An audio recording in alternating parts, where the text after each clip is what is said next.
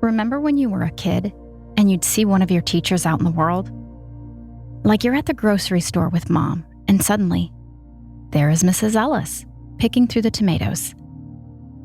This person who only exists to you in one particular context is now in a very different context. And you don't really know what to do with that fact.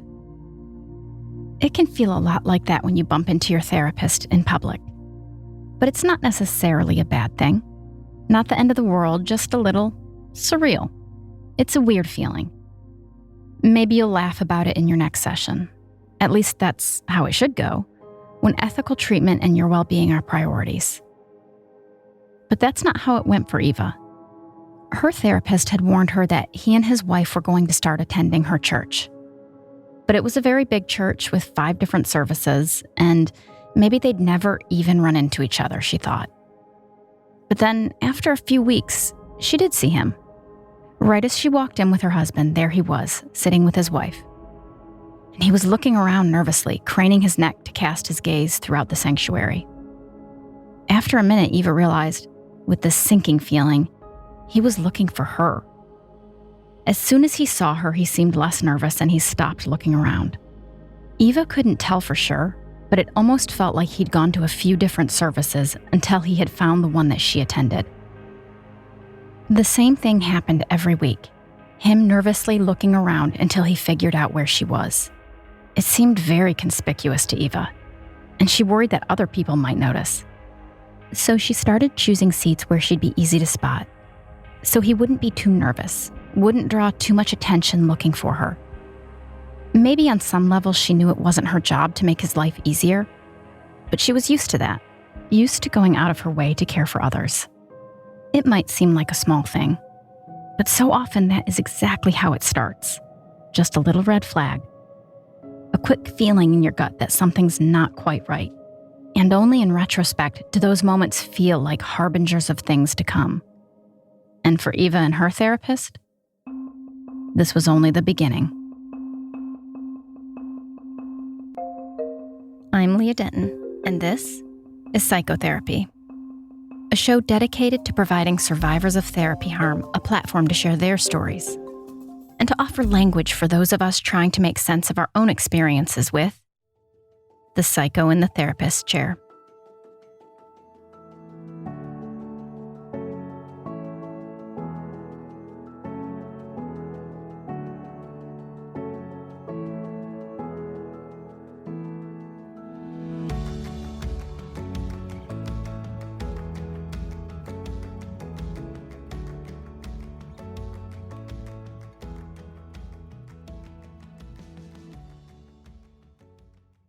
My guest today is Eva, who brings us her story of the harm she endured while working with a state-licensed marriage and family therapist who practiced as a Christian counselor out of her church.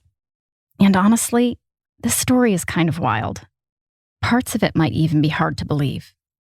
But that's why this podcast exists. Because for survivors of therapy harm, it can be so hard to find people who will really listen to your story and take you seriously. Eva grew up in a small mining town in California and was part of a very large Catholic family.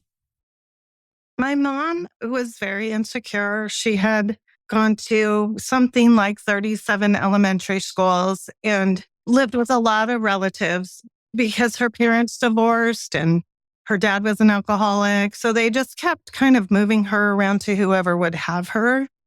I know a lot of her personality stems from her upbringing, but she very much repeats the stories where she's a victim, how hard labor and delivery was for her, things that make people feel sorry for her so they will take care of her. And I fell very easily into that role because my dad was stern. Like if my mom was sick, he would give her a day and then it's you're on your own.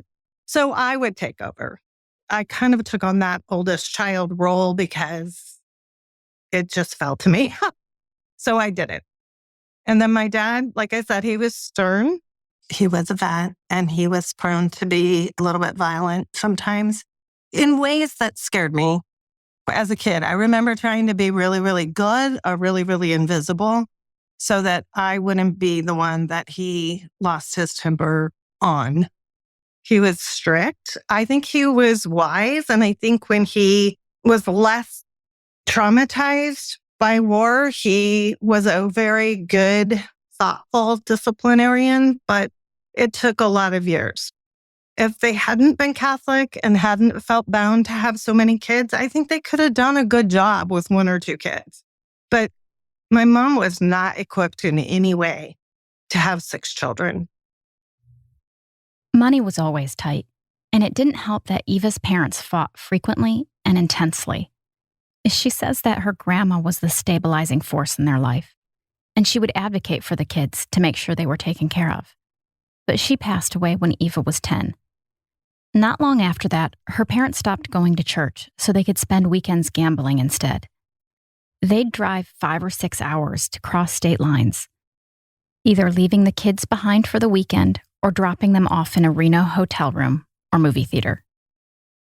Eva wasn't the oldest kid, but the others had started looking to her in their parents' absence, and she grew into the caregiver role that would become very familiar to her throughout her life. Medical care for her and her siblings was woefully lacking, and as she moved through high school, that was about as far as she dared to dream for herself.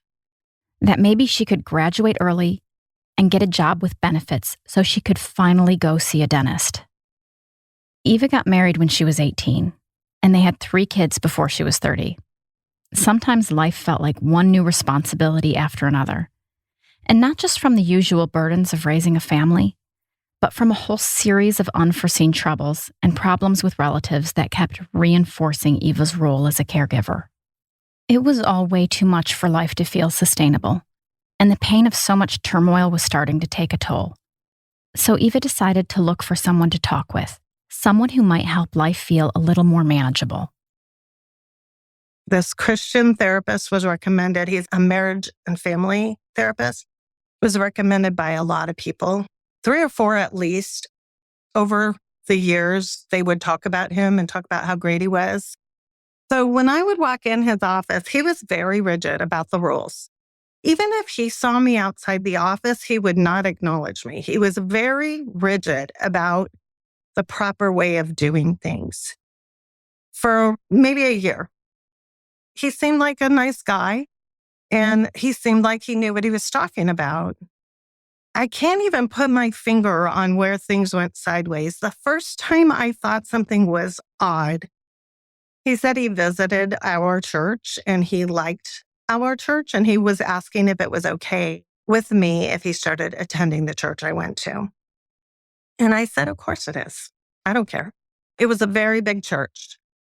We had, I think, 4 or 5 services every Sunday, so we might never see each other. But then I started noticing he's coming to the same service I was after about a month. So I don't know if he went to different services to find out which one I went to, he and his wife. And when I walked in, I saw he was looking around the room. And then when he saw me, he stopped looking. And that became a pattern every week, which made me really nervous because I'm like, his wife is going to notice. Rick, my husband, is going to notice. So I would purposely start sitting where he could see me so he wouldn't be looking for me. I realize now how codependent that is, but that's me. That is actually who I was. I was already trying to make his life easier. And he gave me his cell phone number and started changing the rules.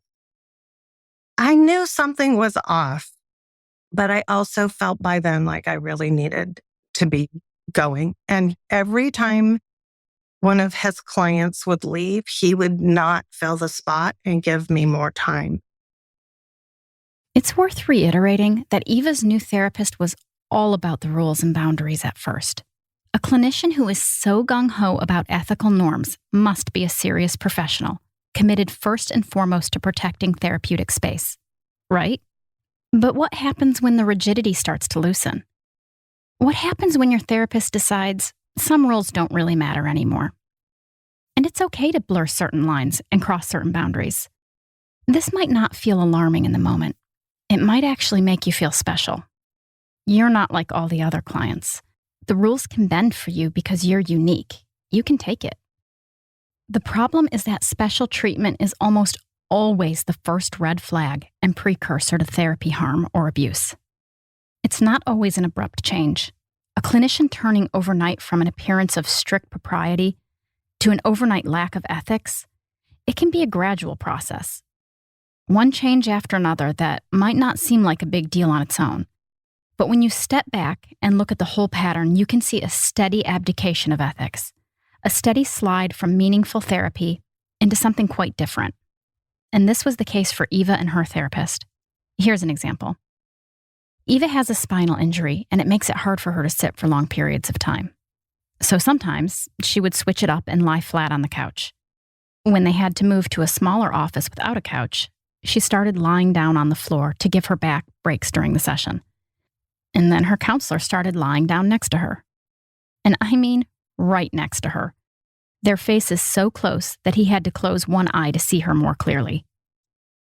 Eva says a pivotal moment came when her brother-in-law passed away. He'd been on life support, so they knew the end was coming, and she'd been talking about it in therapy. At that point, she was doing just one session a week, sometimes two. But then her counselor called and said, "When your brother-in-law passes away, I'll be here for you. I'll be waiting in my office for you." Then he started talking about his concern that Eva might commit suicide because of everything she had been through. To be clear, she'd never thought about suicide before, not until he brought it up. He started disclosing details about his own traumatic past, about how he had struggled with suicidal ideation when he was younger. And he didn't want to see that happen to Eva. And this was the pretext he used to justify taking more and more active control in Eva's life. Early on, called Rick in to his office, my husband, and told my husband that he thought I might be at risk. Because of all the sorrow and all the sadness, he thought I might be at risk. My thinking now is that he wanted my husband on his side, because if he was going to go ahead and be as much a part of my life as he ended up being, he would need allies. He would need people to help and not to raise any red flags. So it gave him permission to make more appointments for me. It's this slow creeping in and more. So 9:00 in the morning, I get this call every day. And at 10:00 at night again, same phone call. How are you? Are you safe? On a scale of 1 to 10, where are you? Plus an appointment every day. And it was 1 to 3 hours every day. On Friday, he didn't have other clients and we went for walks. And then pretty soon he said, "I think we should always go walking when we meet because it's so nice out there," and blah, blah, blah. Well, it turns out, in retrospect, I found out that his former partner had told him he needed to transfer my care. She saw red flags. So instead of telling her no, and instead of transferring my care, he decided to keep it a secret. In retrospect, it seems clear at this point that any notion of ethical guardrails had been abandoned. If your therapist wants to meet out of the office so he can keep your sessions a secret from peers, something is seriously wrong. And to make matters worse, Eva had a number of autoimmune disorders and other issues that her therapist seemed not just oblivious to, but totally ignorant about. I was right at the point where I was going through menopause. I didn't know it because I've had a hysterectomy also, but my ovaries were still there. So I started to feel that same kind of wiped out and distress that I felt, like a postpartum depression during these years. And it wasn't until after I stopped seeing the therapist that I had my gynecologist check it. I had 0 thyroid hormone in my system at all. My body stopped absorbing the medication. And that affects your mind and it affects your hormones. So here I'm going through menopause with no gateway to keep the hormones in check. And I do think that was part of what was happening to me. This part is so important to note because it comes up again and again in stories of therapy harm, particularly with women. Many clinicians at the master's level undergo minimal training, if any, in anatomy and physiology. Not that therapists need full medical degrees. It's unrealistic to expect them to be experts in every physical symptom. But there are very physical conditions that have profound impacts on mental health. And a lack of awareness about these conditions can have a devastating effect. Things like vitamin D and iron deficiencies, thyroid issues, menopause, PMDD, menstrual cycles. These conditions can result in any number of mental health symptoms like anger, depression, anxiety, and fatigue, just to name a few. And when a clinician shows no knowledge of or even a curiosity about the physical roots of those symptoms, it can result in a form of medical gaslighting. It's all in your head, essentially. Everything you're experiencing is because of your trauma, not the perfectly natural process of living and aging in physical bodies. It's true. The mental health effects of trauma can have profound physical effects, but it works both ways. Physical conditions that are purely biological can impact mental health in a myriad of ways, both subtle and dramatic. So when a menopausal or perimenopausal woman works with a male therapist, especially a white man from a sheltered and religious background, and that man shows no awareness or even interest in the effects of menopause, because periods are icky. It not only belittles and denies her lived experience, it hinders her from receiving the best possible care. Our physical bodies cannot be separated from our mental health. By ignoring the reality through either willful ignorance or a lack of proper training, therapists everywhere are failing far too many clients. These dynamics were very much at play between Eva and her therapist. Meanwhile, the boundaries between them only continued to disintegrate. When nobody else was in the office, instead of going for a walk, sometimes he'd set up his laptop so they could watch a movie. He and his wife went to a musical with Eva and her husband. He even accompanied her family on a trip to Disneyland. Not just once, but twice. He said he was worried about her being gone for that long, so he needed to come along for her safety. Excuse me while I roll my eyes. He would tell her that his life was his own, and she shouldn't invade his space. Meanwhile, he would show up to her grandson's birthday party or her son's graduation party. Her kids were adults at this point, and they started to worry that Eva was having an affair with her therapist. She and her husband were seeing a marriage counselor at the time, and all three kids came to join one session so they could air their concerns. But her therapist had found out that this was going to happen, so he asked the marriage counselor if he could sit in and monitor what was being said. The more he inserted himself in her life, the less their relationship looked like anything that Eva thought therapy was supposed to be. The longer I was seeing him, the worse I was getting. There's no question. If I said I want to go see my parents, he would call me and go, "You know what the train schedule is." And he would name the times the train came through my parents' town in another state and say, "I'm worried about you. So can we check in on those hours? Like I'm going to go stand in front of a train." Well, I never thought about standing in front of a train until he brought up standing in front of a train. At some point, Eva's husband pointed out that when her therapist called, she would start talking softly and quietly, just like a little child. And she started noticing it too. When he called, she suddenly felt very small and dependent. That's what he was grooming her for, a total dependence on him and a need to have him involved in every aspect of her life.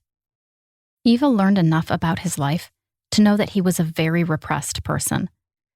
His wife was more the domineering one in the relationship, and she liked setting the rules for him. Eva, on the other hand, was a caregiver and a nurturer. She acknowledges that he was likely using their relationship as his primary source of support, and using her to meet his emotional needs and boost his ego. I was very overly attached and dependent. I was texting him or he was texting me almost all day, every day. But I remember one time we would walk and then we sat down to rest before we headed back to my car. And I was asking him how he met his wife. And he's telling me all of this. And then he goes, "We better go before I do something that will make it impossible for us to see each other again."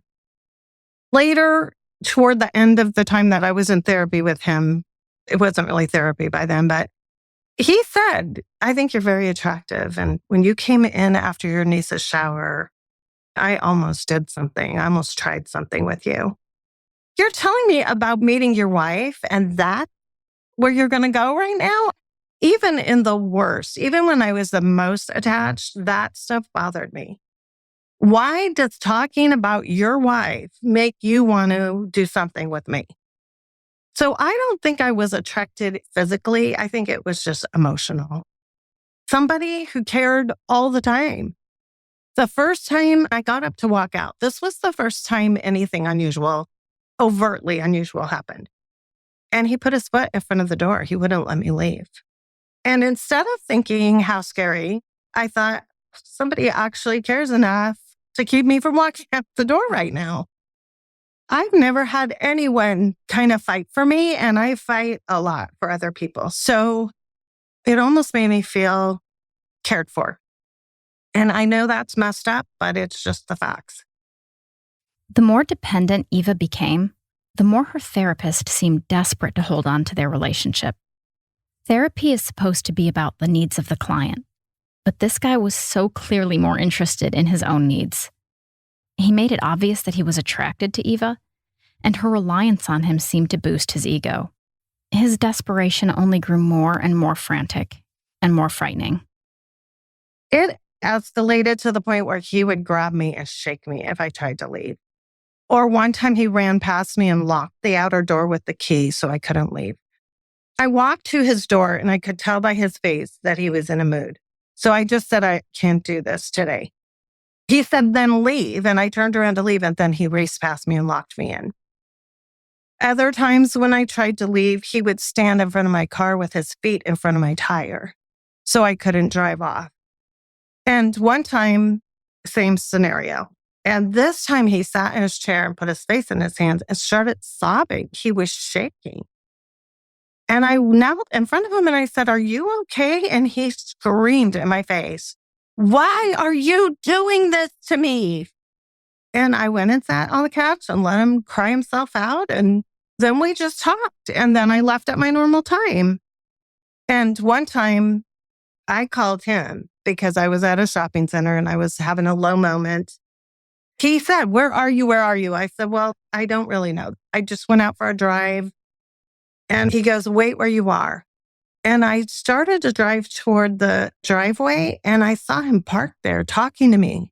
So he was already at the shopping center where I was. And I don't know how he knew where I was. And he came out and parked in front of me so I couldn't leave.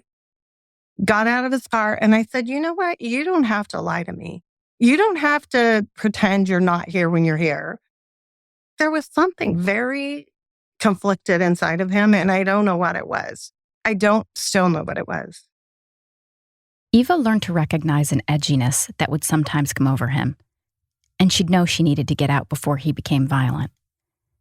In those moments, she would dissociate, though she didn't know to call it dissociation until years later. She'd say, calmly and flatly as possible, she needed to leave. When he tried to stop her, she would just keep moving toward the door and say over and over, almost robotically, I have to go now. I have to go now. One of those times, he grabbed Eva so hard that she fell over. She tore her rotator cuff and hit her head on a piece of his furniture. And her first thought was to worry that she might bleed on his carpet. That's one of the most sinister effects of an abusive relationship, especially for someone who is used to being a caregiver. Even in moments of active harm, the abuser's happiness is still a primary concern. A few years into their relationship, he sent Eva to see a psychiatrist friend of his, who prescribed 2 medications, one for depression and one for anxiety. Her therapist kept the medicine in his desk, doling it out to her a little bit at a time when she came to see him, yet another way that he was forcing her to depend on him. My sessions were getting longer and longer, and I really didn't want to be there that long. I had other things to do. My husband would have to take days off work or hours off work. I didn't feel like we were having a productive session, so I went to leave, and he upended a bottle of the anti-anxiety medicine into his mouth. And I'm standing there picking pills out of this man's mouth, begging him not to swallow them. And the other thing he often would say is, if you don't come in or you don't return my call, I'm going to get my dad's gun out of the garage. I'm going to shoot. He would name his son's names. This son in the head, then I'm going to shoot this son in the head, then I'm going to turn the gun on my wife, and then I'm going to turn it on myself.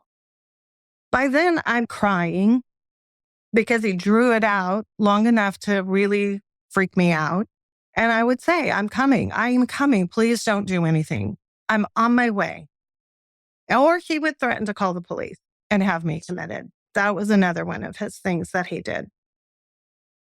We should take a moment to let that part sink in. A client having to pick her own pills out of her therapist's mouth so he doesn't die. And this licensed clinician, this man who was so respected in his church and would sometimes preach in front of congregations, threatening to kill his family and himself if Eva dared to leave him. He told her that he'd started attending Alcoholics Anonymous every night. It was clear that his world was falling apart, that his life wasn't what he wanted it to be, and he was manipulating Eva to make up for what he lacked. He knew she was used to placing the needs of others before her own, and that's exactly what he expected her to do for him.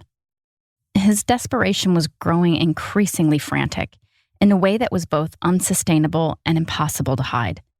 Now it was only a matter of time before other people started noticing that something was seriously wrong with their relationship. He went to therapy with somebody who had been a therapist before and then moved out of the city. So he was driving to another city to see this person. And I think that person helped him realize how bad this was. And I also think his wife finally had enough because we were together way too much for her liking, I think, finally. So between those two things, he started to become very distant. Before we're meeting all the time, if I would text him and say, "Do you have time to talk? I'll pray for you," was his answer.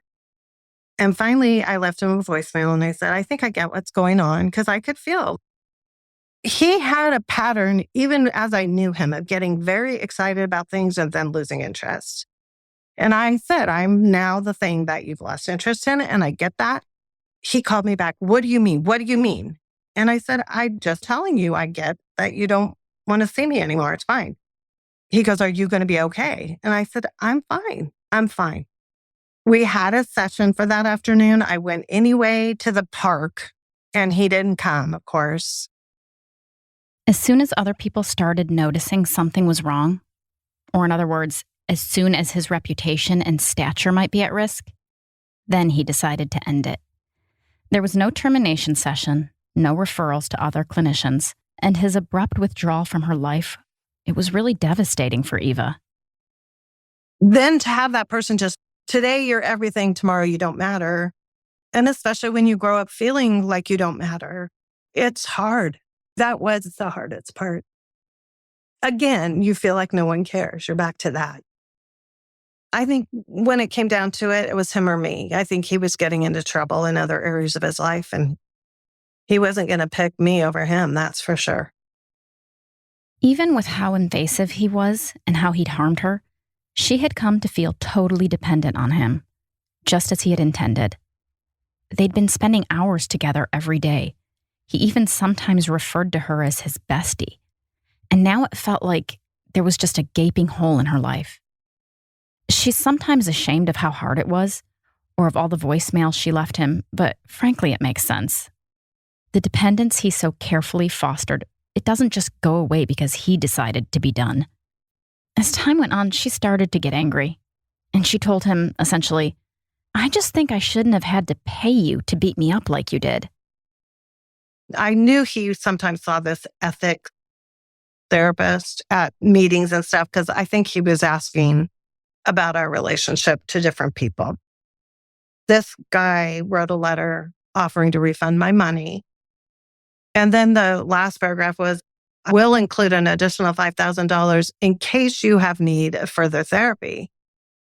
I was mad. It made me really mad. I spent $30,000 to get this messed up that we didn't have. And you're offering $5,000 in case I need help? As if, first of all, that would be enough money. And second, who am I going to trust ever again? Eventually, Eva decided to seek out some sort of professional accountability. She knew abuse is rarely a one-and-done situation, and she didn't think he should be able to see other clients. So she reached out to an attorney she found on the website Tell. So he took my case. There were two things I said. I don't care if I have to take less money. I'm sure he didn't like to hear that because, he got more money than I did out of this lawsuit. I said, I'm not signing a gag order because this is going to impact the rest of my life and I'm not going to be barred from speaking of it for the rest of my life. And also, I don't want him to be able to practice anymore. And the lawyer said, even with a settlement, it'll be hard for him to get insurance ever again. So that probably won't happen. So we went forward with it. They did settle. It took 3 mediations. And he cried and he was so sorry and sad. And it was all to save my life. My attorney assured me that that's what he would do, and he did. The whole ordeal, from meeting the attorney to finalizing the settlement, took nearly 2 years. And it was an arduous process. Depositions, mediation meetings, a forensic psychologist. It's a lot. A friend of Eva's was deposed also, since Eva had talked to her about her therapist, as well as 2 of her bosses so that they could testify to how her work had been affected. And it's worth noting that, while all this was happening, Eva was also recovering from the surgery to repair her torn rotator cuff. And many survivors of therapy harm are nervous to go the legal route, because it can essentially feel like you're the one being put on trial. Like you need to prove that what happened to you really happened. Hashing through such painful experiences in that way can be a recipe for re-traumatization. For Eva, one of the hardest parts of this process was having to meet with the forensic psychologist. The report from that psychologist is the bedrock of the lawsuit. It's very detailed, takes in your whole history, but he's not allowed to try to help you in any way. So he's asking questions, and he went between being judgmental, trying to, I think, trigger the things that would indicate why I was so easily duped into this relationship. But because of that, it was really uncomfortable. He was completely unemotional, but picking at me kind of sometimes, or complimenting me the next time. I felt like I was being kind of psychologically messed with a little with him. I'm sure that's his job. The psychologist's final report was about 40 pages long.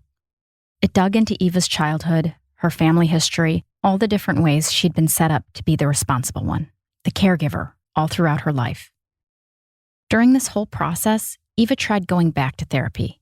She actually went to 8 different therapists. But it just wasn't working. She didn't know how she could trust another counselor again after what she had been through. And even if she could, her lawyer encouraged her to severely limit what she talked about with them while the case was still underway. All this to say, it was not a fun process at all. But by the end, Eva felt like the forensic psychologist's report was a fair representation of her story, and they were finally able to reach a settlement. Maybe even more importantly, after the settlement, her therapist was no longer able to renew his insurance. This makes it next to impossible to practice as a licensed clinician. Of course, there are other ways for an ex-therapist to work with clients. And a few years later, Eva learned that that's exactly what was happening. Somebody who attended this other church sent me a video of him preaching a sermon from the pulpit. And that was not uncommon. When he came to my church every week, he raced to the front to talk to the pastor when service was over. Like he was trying to get in. He wants that attention of being in front of everybody. So they send me this video and then a link to a life coaching business he's trying to start, which does not require licensing or anything. He uses the church to gain respectability. And then people trust him because now the pastor trusts him. This kind of pivot is not at all uncommon. When a disgraced therapist loses their practice, it's all too easy to rebrand themselves as something else, like a life coach or a spiritual director. and continue practicing with even less oversight than before. Eva wasn't feeling vengeful, but she thought at the very least, someone in a position of authority over this therapist should know what the red flags were to look out for. What good is what happened to me if I can't make sure it doesn't happen to somebody else, even one other person? That would make me feel like some good came out of this. So she reached out to her pastor and the pastor at the therapist's new church. When the new pastor talked with the therapist about all this, he decided he would close his life coaching business and stop meeting with clients. And that was enough for Eva, enough to feel like she'd done what she could. And she says it was like 1,000 pounds were lifted off of her shoulders. My kids were not happy with me for a while, but the first thing I did when we got the settlement is I took them on a cruise to Alaska. I took our whole family. I'm like, you all put up with this. Everybody was affected. There was also something about being somewhere, again, where he couldn't show up just for a week. Unless he got on that cruise somehow, I felt safe. And I realized ever since then, I'm never really going to feel safe as long as I live in the vicinity he lives in. About a year ago, Eva moved to a different state, and she still can't believe how much better she feels now. No longer having to worry that her therapist might show up anywhere and at any time. She's been able to find support through Facebook groups with other survivors, and through TELL, the Therapy Exploitation Link Line, at therapyabuse.org. That community is crucial because there are so few resources for survivors of therapy harm, and it can be hard to talk about with people who've not been through it. It's very hard to get help. Quite frankly, I think it's very hard to get help. The website TELL has some good articles. That is where I read that signing a gag order is not. This lady wrote a very interesting essay that she can't talk about what she's talking about. And I thought, I don't want that. So I think go wherever you can find other people who've gone through this because it's unusual. And for sure, the patient is stigmatized. There is no question when people hear, if they hear the story, you get judged. The one who went through it, the one who was abused ends up getting judged. Like, how could you let that happen? So many people said, why did you go back? I don't know why I went back. I don't. It can be a profoundly isolating experience, trying to recover from therapy harm when it feels like nobody around you understands. That's part of why this podcast exists. It's important to tell these stories, and it's important for survivors to know that they are not alone. In fact, far from it. There are many of us. Thank you so much to my guest Eva for sharing her story, and thank you to you, the listener, for joining us. If you have found value in today's episode, please consider leaving us a rating and review. Your feedback helps us to grow and improve. And if you'd like to contact us, you can reach out to us at podcast.psychotherapy@gmail.com or on Instagram at psycho.therapypodcast. The writer for the show is Bo Denton, and our audio engineer is Peachtree Sound.